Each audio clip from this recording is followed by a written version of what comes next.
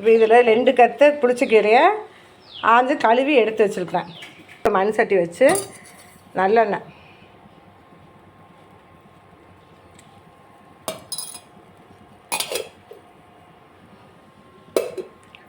ஊற்றி இந்த புளிச்சக்கீரையை அந்த சட்டியில் போடணும்.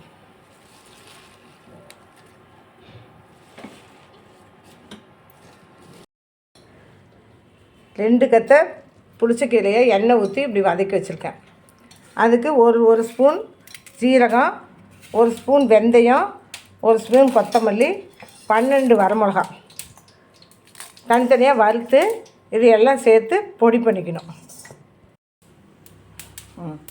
வானலில் எண்ணெய் வச்சு கொஞ்சம் கடுகு, வெந்தயம், உளுத்தம்பருப்பு போட்டிருக்கேன். நல்லெண்ணெய் ஊற்றி இதை அரைச்சி வச்சுருக்கேன். புளி கொஞ்சம் கரைச்சி வச்சுருக்கேன். இங்கே கொஞ்சம் வெங்காயம், தக்காளி 10 வெங்காயம், 10-12 வெங்காயம், 10 பல் பூண்டு வதக்கி வச்சுருக்கேன். தக்காளி தாளிக்கிறதுக்கு ஒரு 2 மிளகா மட்டும் ஒரு கிள்ளி போட்டுட்டோம்.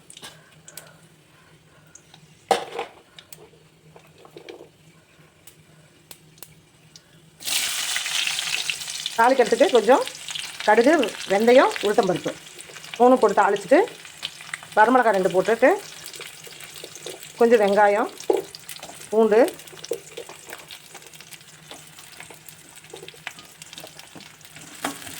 நல்லா வெங்காயம் வதக்கணும்.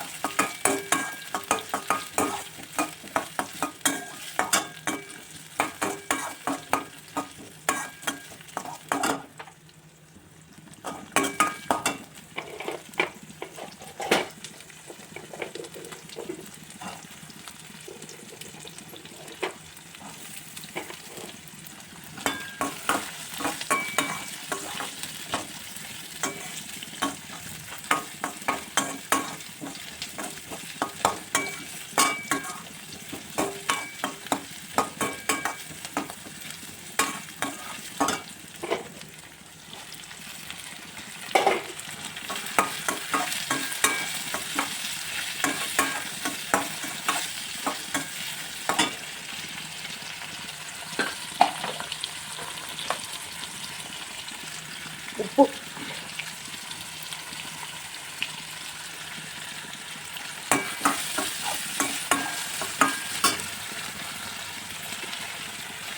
இந்த அரைச்சி வச்ச பொடியை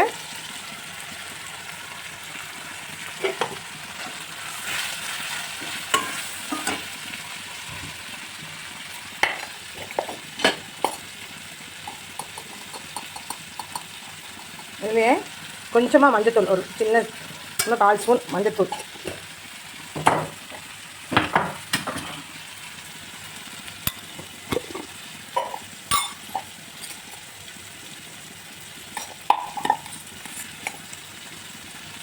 மிளகாத்தூள்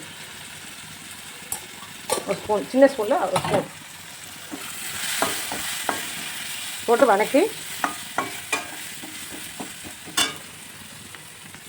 இந்த புளி, எதிர் பொடின்னு கொஞ்சமாக புளி ஊற்றணும். அதுதான் புளி ஊற்றாதீங்க.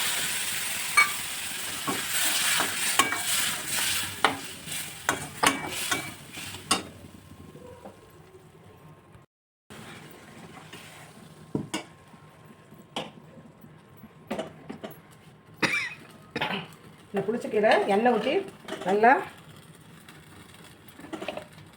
வதக்கி எடுத்து வச்சுருக்கேன். இந்த புளிச்சக்கீரைக்கு கொஞ்சமாக உப்பு,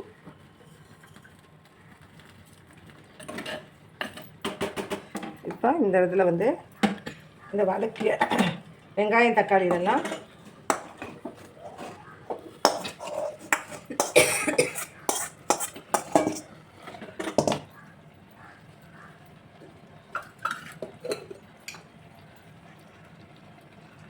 கொஞ்சம் நல்லெண்ணெய் நல்லா ஊற்றுற வரையும் நல்லாயிருக்கும்.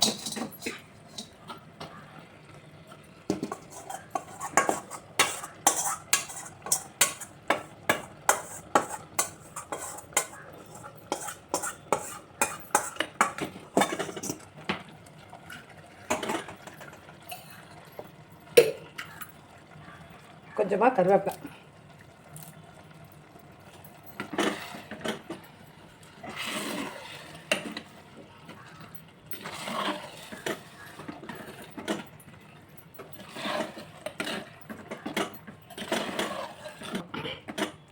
கடைசியாக இறக்கி வச்சுட்டு கொஞ்சம் ஆறணுன்னு பிளெண்டரில் பண்ணி நல்லெண்ணெய் ஊற்றி நல்லா கொஞ்சம் எல்லாம் ஈவனாக எல்லாம் உப்பு காரம்லாம் ஏறட்டும் வெட்டியலுக்கு கொஞ்சம் நேரம் அப்படியே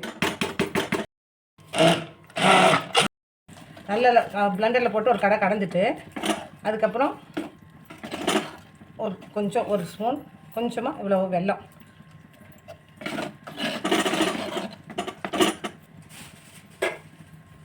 இப்படி கொஞ்சம் மேலால் நல்லெண்ணெய் கொஞ்சம் நல்லா ஊற்றி